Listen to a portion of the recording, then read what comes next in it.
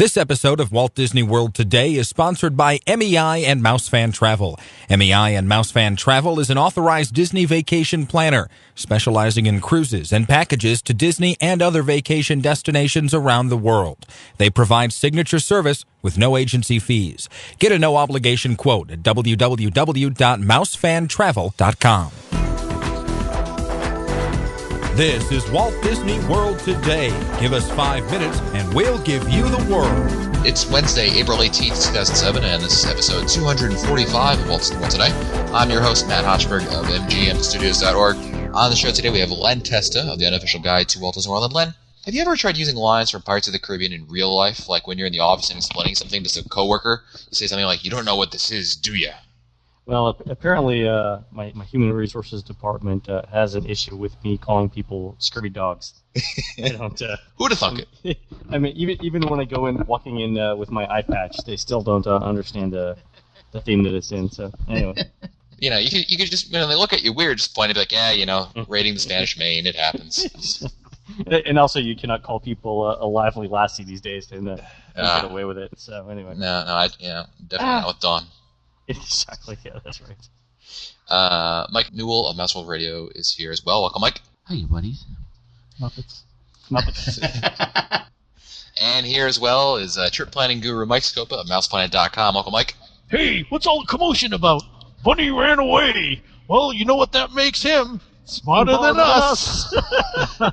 Pirates. Well, Len, you guessed it right. Exactly.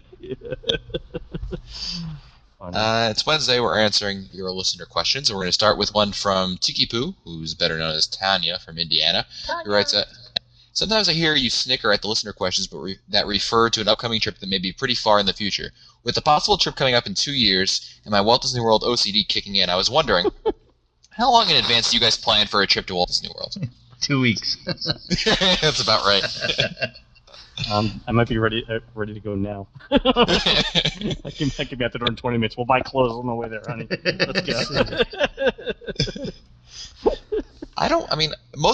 Many of my trips are, I've kind of figured out my little quote-unquote schedule of when I go down, but I don't tend to really plan them out more than 4 to 6 months in advance, and that's like, maybe, really it's airfare I book first, and then if I can find airfare, then I go to hotel, and then then you figure out dining.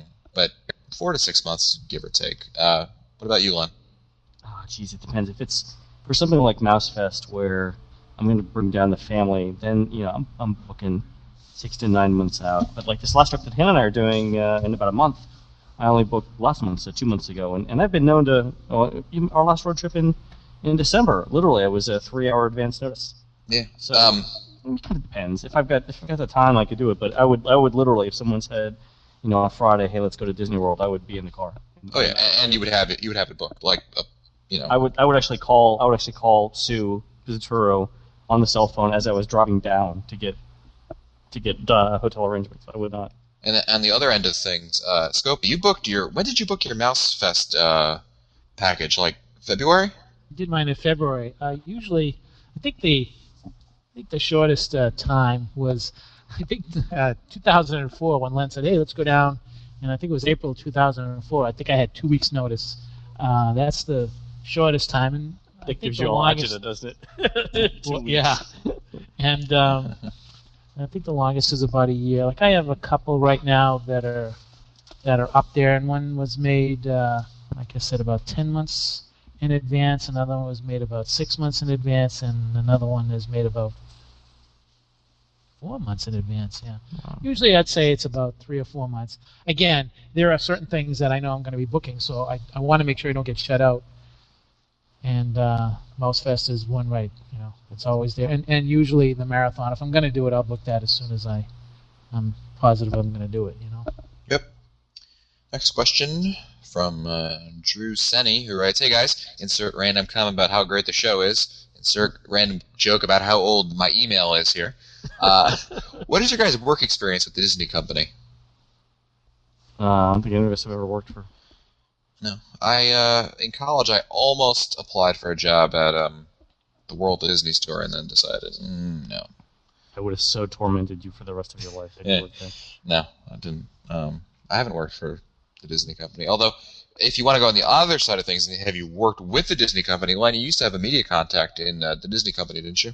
We still, the official guide, of course, as a full-time, not a full-time, but a permanent media contact. We've had a couple over the last few years. So yeah, we most of the major guidebooks have a specific contact, literally every single day. So whenever we have questions about stuff, that's who we go to. Cool.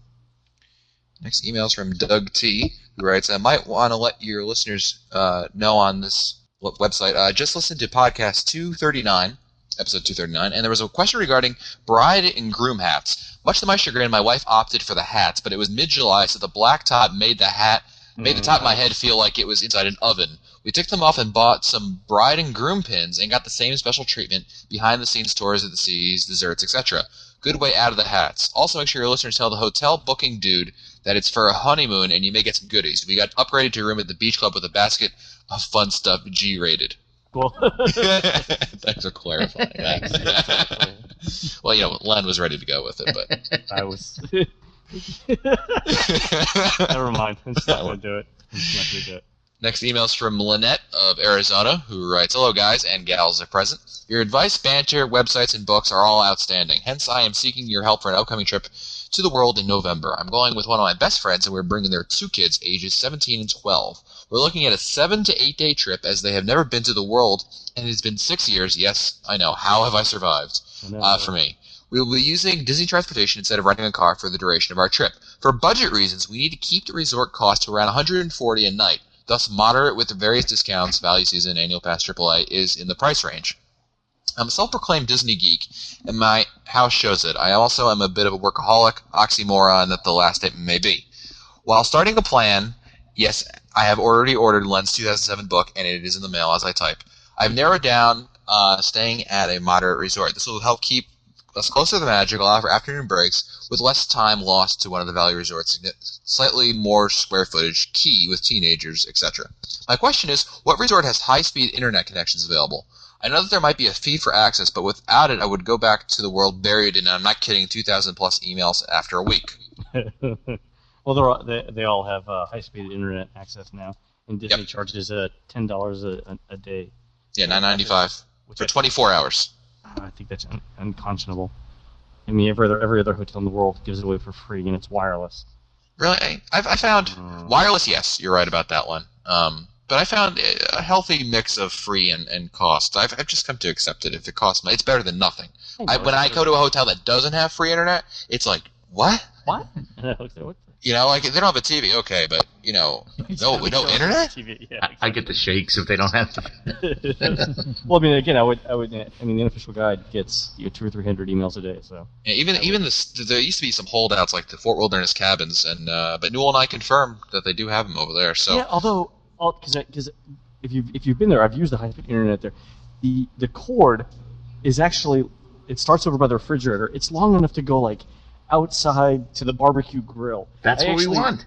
There was actually so much cord that I looped it up the timber going up to the roof, along the side of the cabin, and then down to the other side, so I wouldn't have to trip over it. Nice. Oh my God! It's like, you know what? Instead of a longer cord, here's an idea: wireless. I'm just saying. Another quick question from Lynette, who writes, I may get a chance to make a second trip the following year. As such, plan on buying an annual pass for myself. This will enable me to reserve the room with a discount for the trip above and other benefits of the November 2007 trip. My question is, for the rest of my November trip group, does it make sense for me to buy them annual passes, or does another ticket option make more sense for them? Budget is tight, and for this trip, and I do not believe that they will be able to go again before an annual pass expires. However, are there any other factors that might make the choice the right one for this trip? I don't think it does. I mean, unless she's staying. Did she give me the dates earlier? I don't think that it'd be worth it for the rest of. I mean, for the rest of the people in her group, I think it makes sense for her, especially if she's going to go back again. Because then again, you can't take advantage of the discounts, and the people in your group will be able to take advantage of the discounts because you're with them, right, Len? Right. Yeah. So, right. Yeah, right. to a certain number. Yeah. To a certain, yeah, right. I mean, restrictions apply. See details. P.S. Keep up the awesome show. Thank you, Lynette. Next email's from Daniel Key, who writes, when do you expect Disney Quest to close? That's the interesting question. Last April, there was some rumblings going around that the people who work at Disney Quest were told that they would be closing shop in about 18 months. So that, to me, means any time after October 1st, all bets are off. And I think what's going to happen is that they're going to take the ESPN zone and they're going to move it to the west side.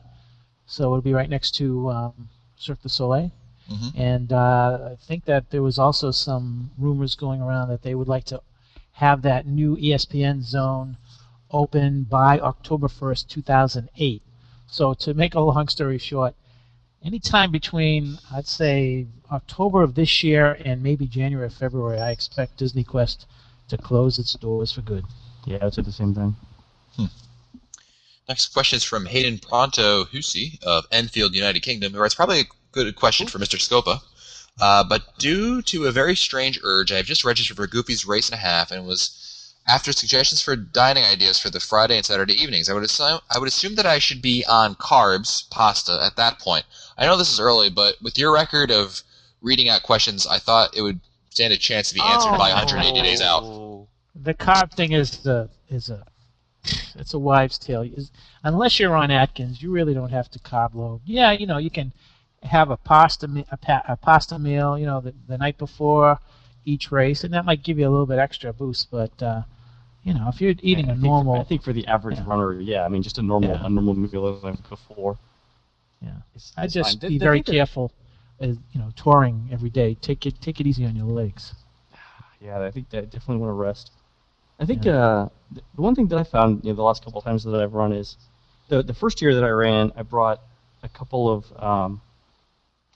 bars with me that I could eat. So I had like a goo, a gel, and then I ate like a banana and I ate a cookie and everything, and I felt good. This last time, really at the 10-mile mark, I started to get really, really, really, really tired, and I didn't eat nearly as much either on the morning of or during the race, and I really felt it. So I would definitely bring along like a race. Vaseline. Exactly. Yeah, Vaseline just didn't do it for me this race. I don't know what it was. But had the clue shots at the 10-mile mark this year, Lynn. Kahlua shots? What do they call them? Glue shots? Glue shots? Glue shots, yeah.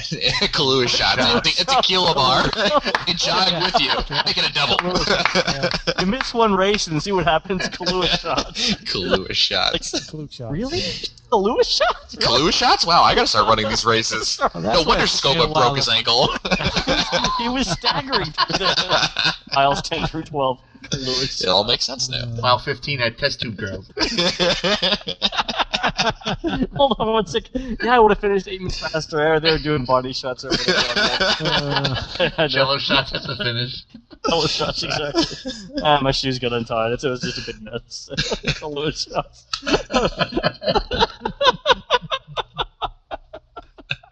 Pizza at the end for people who have munchies, That's how I ended up at Narcosis.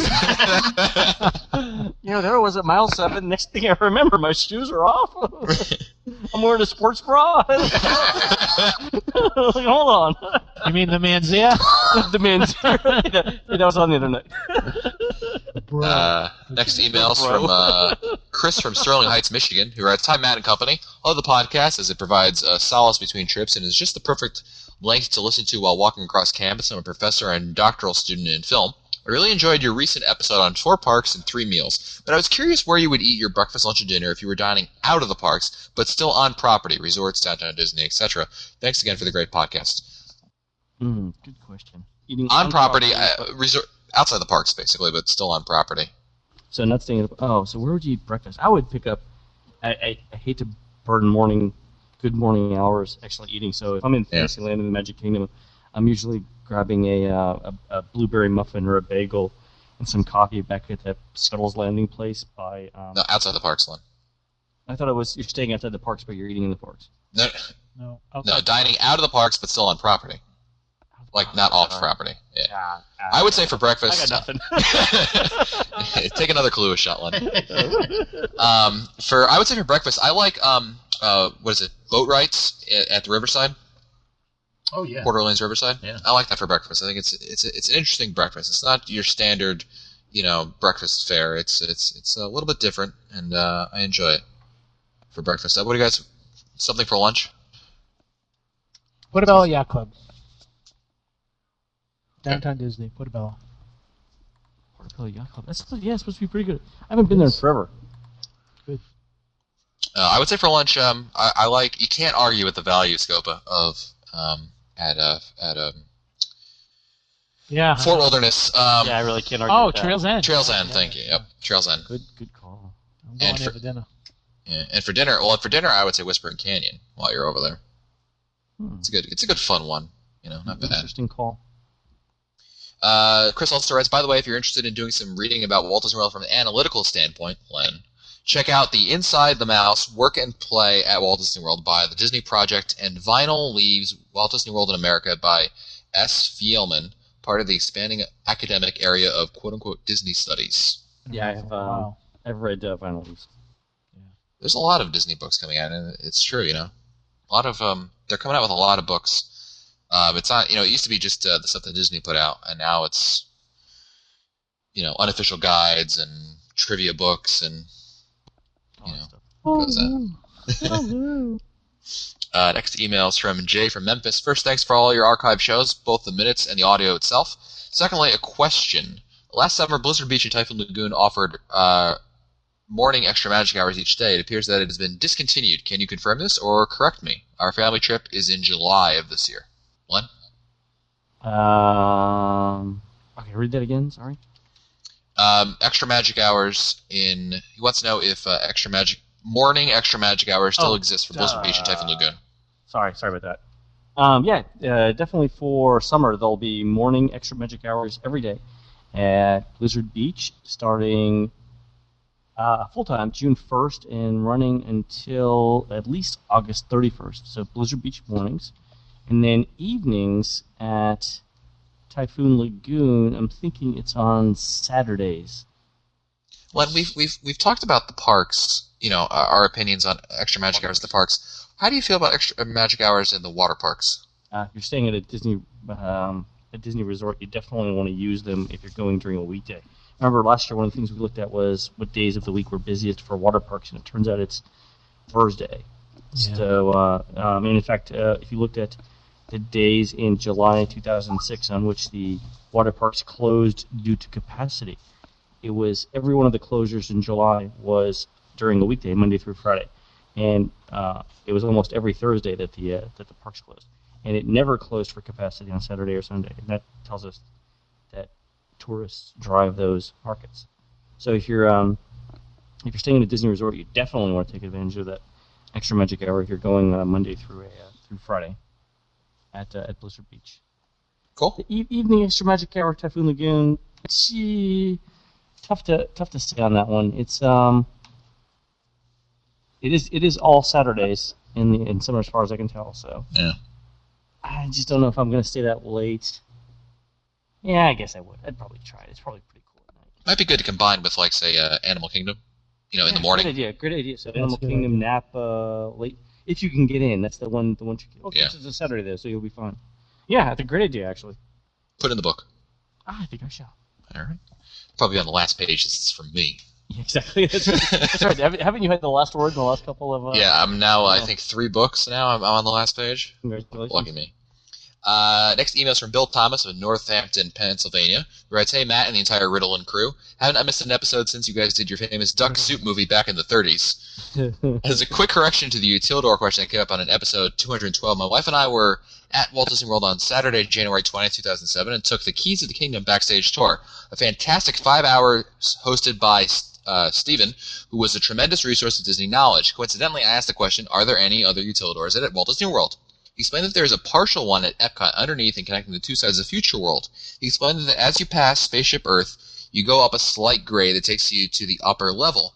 Our tour did go into the Utilidor of the Magic Kingdom. Really cool. I've been going to Walt Disney World since 1972, and it was fun to do something we have never done before. Love the show. Please give a personal hello to Zeppo, otherwise known as Scopa. I also have a DVD to send Mike of his presentation at Disney Meets last summer." That's great. Next email is from Michael of Carroll Stream, Illinois. He writes, "Hey guys, you do an incredible job. I continue to be amazed by the time and effort you put in every week.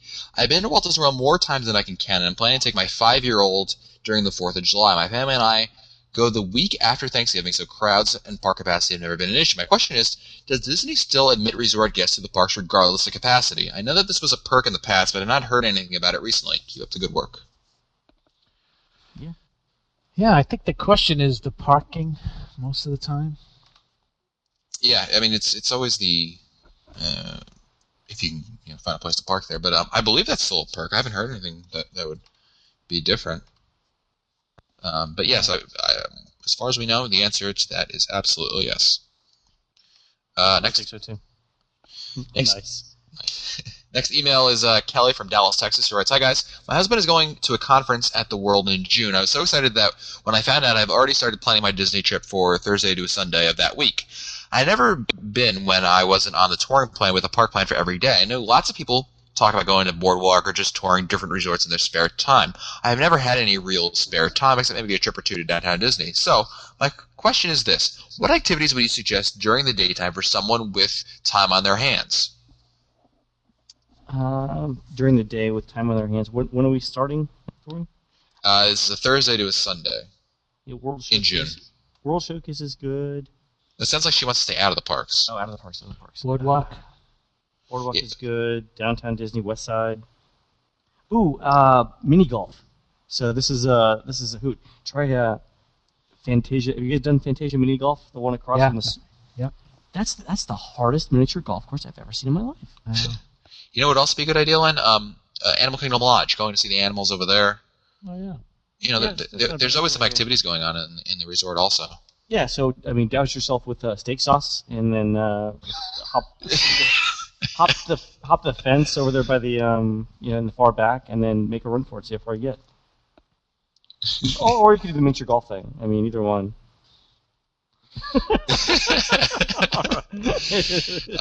Next email's from When you get clubbed. right. Exactly. Next email's from Kyle, who writes, "It's Kyle again. Please attempt to complain your groans. Good to see your podcasting equipment didn't fail. Anyway, I was wondering if any of you have been on a ride when it had troubles operating or broke down. Thanks. Again, that's thanks if this gets on the show. If it doesn't, I hope you all get jobs in the park as Tigger." Nice. Yeah, of course. I think we've all been on. Oh, yeah. Rides that have broken Yep. up. The longest one, we actually had to be evacuated from Peter Pan. Really? Yeah, by the fire Oh department. wow.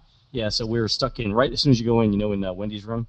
Yep. And it was me, Hannah, and Dawn, and we were there for a good 15 minutes. But the Reedy Creek Fire Department came, and they wouldn't let us get out by ourselves. We actually had to be assisted out, and I actually got to walk on the furniture in Another one. Wendy's room. Yeah, it was really cool, and it's actually a bed. At least it's a foam mattress there. But it's funny because they turn the Did you lights test the pillow fluffiness, Len? No, actually, I didn't have the equipment with me. So the one interesting thing that I saw was when they turned the lights on the attraction, you could see where Disney stopped painting and putting like wallpaper up in Wendy's room, and it was where guests couldn't see with the lights off, but when the lights were on, you're like, they just arbitrarily stopped painting, halfway. It looked like looking on one of the studio sets at the studios.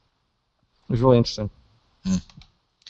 I've been evac'd off. The only time that I've ever been evacuated off a ride was on Space Mountain, and this was back in like 2000. But other than that, I've broken down a number of times, but I've never actually, other than that one time, I've never actually been pulled off the attraction because, the attraction needs to be closed or something like that. Next email. I already read Kelly's email. Next email is from Danny Garcia of Shafter, California. Writes, "Hey guys, first off, want to tell you I really enjoy the show. I got onto it from the Podfest coverage and the other podcaster. Keep up the great work." Good. We stole some of Lou's listeners. Excellent. Awesome. Now for my question. We're now going to Walt Disney World for the first time in about 2 weeks, and we'll be staying at Port Orleans French Quarter. On Monday, we currently have breakfast reservations at the Animal Kingdom Lodge in Boma at 7:45 a.m. How difficult is it going to be for me to get from French Quarter to Animal Kingdom Lodge in time for my breakfast reservation? Does a bus go direct from French Quarter to Animal Kingdom Lodge, or will I have to take two different buses? Two different buses. Two You don't different want to take a cab. Yeah, and the most convenient way is either to take a cab or drive yourself with a rental car, Danny. Otherwise, you're going to have to take a bus to either one of the parks or downtown Disney. Yeah, and look on the touringplans.com website because it'll also tell you the most efficient bus pairing to do that. But Yeah. you want to take a cab. I mean, with your reservation at 7:45 a.m., I think you're going to have to go for a cab. And like you said earlier, Len, I mean, the cab ride is about $12 at most. Yeah, it's not much. You just go I mean, do it that way. It's just worth it just for the convenience factor, I think. Next email is from Michelle of East Hartford, Connecticut. Writes, "Hi guys, just listening to episode 212, and someone wrote in about the man in a Sherpa hat at Expedition Everest. My guess is that this guy is probably the Yeti man that Disney dedicated one of their official podcasts to. He's apparently been on the ride so many times, over 1,000, that I think they presented him with a golden fast pass as part of the Year of a Million Dreams. So if you're interested in more information, you can find it over there. Michelle writes, love the podcast. Thank you, Michelle. Cool. Next email is from Roberto, who writes, "Hey guys, my name is Roberto. I'm from New York City. Great show. I just started listening and enjoyed what I've heard so far. I decided to take my mother and a little sister to Disney World for the first time as a surprise, and I found out that the time we're going also coincides with grad night. How much does this event affect the park? I know the basic details around the event. My real question is, do these students stay at the resort hotels? I was thinking of staying at Pop Century, but what if all these kids take over the hotel for this event? I would rather not be anywhere near them so I can get some sleep. Any tips on how to avoid the rowdy kids?" Okay, so at least my experience with, and I've actually been to a grad night as a high school student. It was it starts like at 8 or 9 o'clock at night, and we rode a bus there. So we definitely did not stay in the parks to keep costs down. I would be surprised if very many students actually did. I guess if you're coming away from Georgia or something, or North Georgia, then you might stay there. But my guess is most students do not. That it's local to Florida high school students, and they're riding a bus at 3 or 4 p.m. Whatever, hopping on a bus to the Magic Kingdom, getting there at 9, and staying there all night. Yeah, they're not going to be staying. A lot of them are locals, but like Len said, I don't think it'd really be impacting you at the resort too much. Yeah, I don't think so at all. It was funny at first. When I read this email, it reminded me of a story that I had heard about someone who was staying at Coronado Springs, and obviously Coronado Springs is used for business functions. And someone had called into the resort asking, they were complaining about all the kids that were around the resort. To which you want to say, dude, you're at Disney World. What did you expect to find here? Quick question from Amy Smith. This will be the last one of the day. I love the show. I'm a listener from Kentucky and planning a trip for 2008. My husband and I know that for sure we'll be taking several trips over the next few years with our 2 children, and are wondering if it's cost-effective to buy a 10-day pass with the no expiration option to be used over a couple of trips that may be 4 or 5 years apart. We really don't know how much ticket prices usually increase in a year to know if it's really worth $150 or so that it adds to each ticket price. Yeah, so if you assume a 10% price increase in tickets every year, I think that's pretty safe. Yeah, it's great. It's obviously a lot of money up front, but if you're, I used my parents came down for a trip. Not too long, in February this past year, and they used tickets from 2002 or something like that. Wow. And the value of those, it was like a 4-day hopper. It was like $160 at the time, which is like nothing. So it's, obviously you'll get your value out of it the longer you hold on to them and then finally use it in the end. So it's certainly the only thing is, it makes more sense to, if you can spread it out and do it that way. But yeah, I would recommend that. Nice. Well, that's it for us today. Again, this show has been brought to you by MEI and MouseFan Travel, specializing in cruises and packages to Disney and other vacation destinations around the world. For current offers, just visit their website at www.mousefantravel.com. If you want to listen to our older episodes, read our show notes, or send us your comments, you can visit the Walt Disney World Today website at www.today.com. For Mike Newell, Len Testa, and my boy, Mike Scopa, I'm Matt Hochberg. We'll see you on the next show. Nice. Love you, Mike. Boy, my dad.